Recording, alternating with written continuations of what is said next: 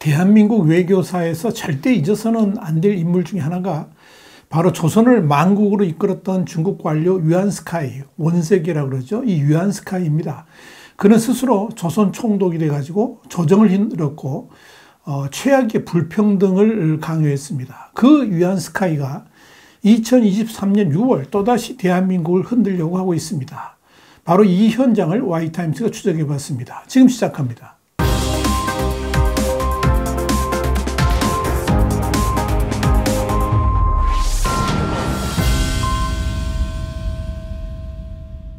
유안스카이는 구한말 조선의 조정을 10년 넘게 유린했고 조선의 자주적 근대화를 완전히 봉쇄한 장본인이기도 합니다. 조선의 외교적 홀로서기를 철저하게 짓뭉갠 이가 바로 유안스카이였습니다. 1884년 1500여 명의 청군을 이끌고 창덕궁 정문으로 들어가서 갑신정변을 무력화시킨 것도 유안스카이였습니다.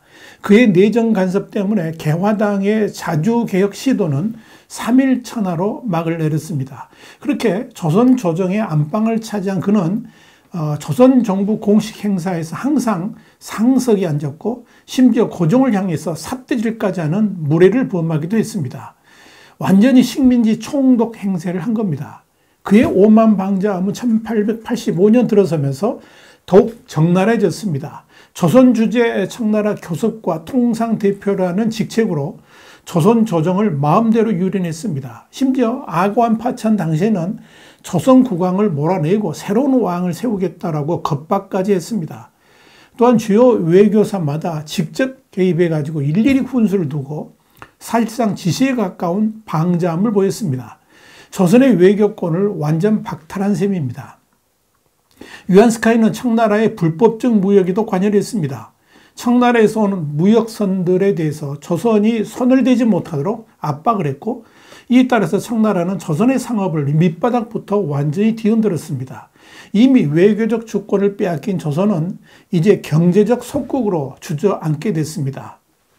이와 관련해 감국 대신 유안스카이라는 책을 썼던 이양자 동의대 명예교수는 1880년대는 조선이 자주적으로 근대화 개혁을 이룰 수 있는 마지막 기회였지만 유안스카이로 말미암아 조선은 자주적인 근대화 주체의 뿌리가 통째로 뽑혔다 그랬습니다. 그러면서 조선의 주권은 무력화됐고 경제적 속국으로 전락했으며 구미 선진국과의 외교 교섭 기회는 차단됐다.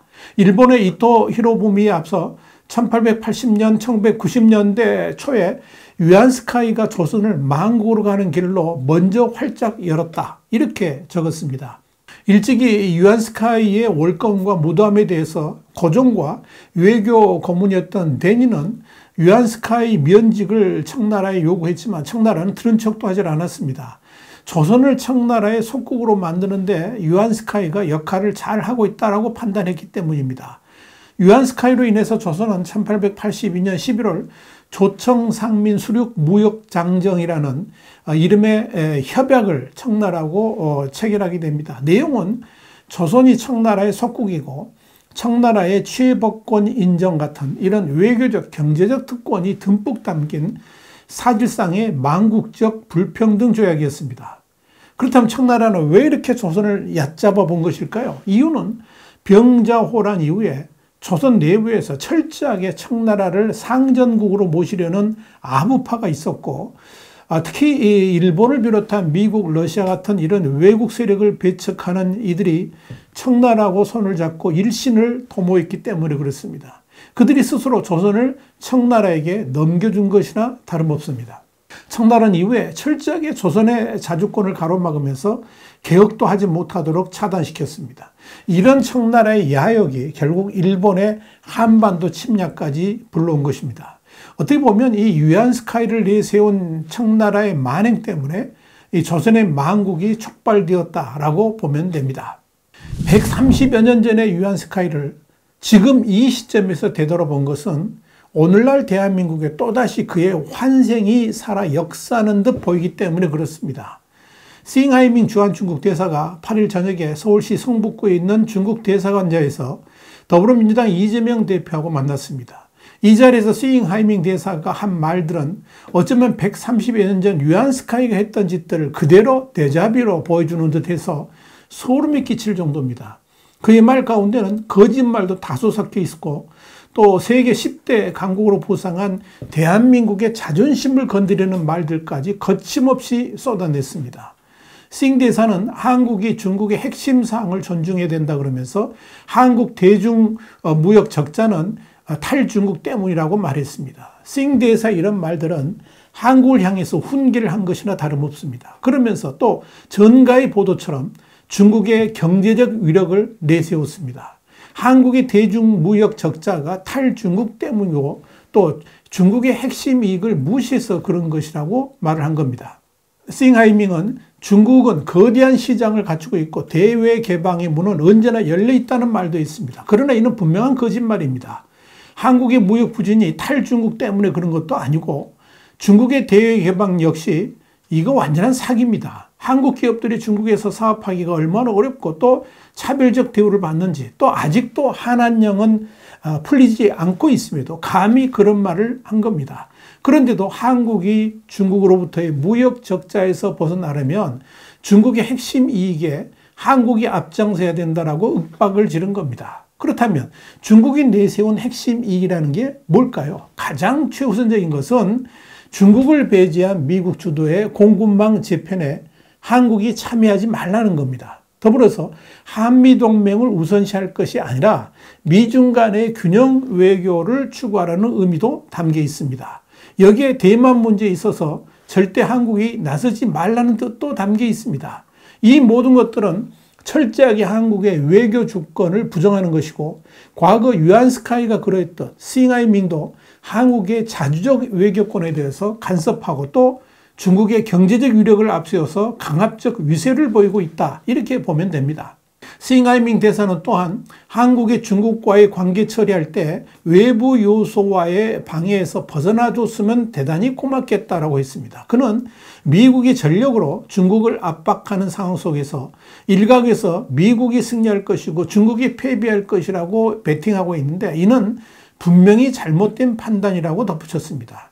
도대체 일국의 대사라는 작자가 대한민국의 의전서열 8위인 야당 당수에게 이런 말을 거침없이 해도 되는 것인지 모르겠습니다.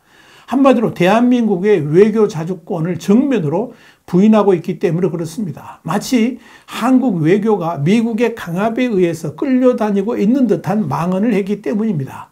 또한 외교적 베팅은 지독한 외교 간섭이자 협박입니다. 어쩌면 역설적으로 싱하이밍 대사가 중국의 위기의식을 있는 그대로 표현하면서 외교적 불안감을 표시하고 있다고 볼 수도 있지만 중국 정부를 대리하는 대사로서는 절대적으로 해서는 안 될 말들을 너무 쉽게 꺼냈습니다. 이는 그만큼 한국을 만만하게 보고 있다 하는 의미일 것입니다.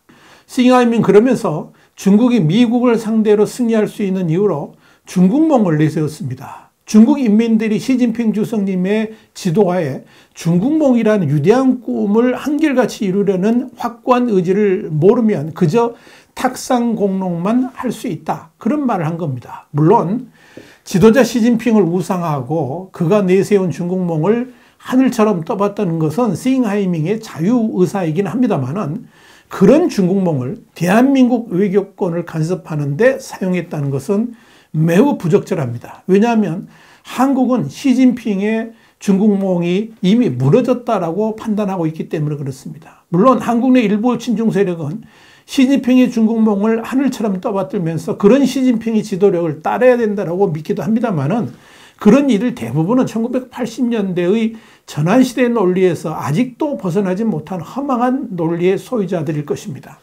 싱하이밍은 최근 방사능 수치가 기준치 이상인 오류가 발견했다 그러면서 일본 오염수 방류에 결연히 반대한다라고 말하기도 했습니다. 참으로 뻔뻔하게 이를 데가 없습니다.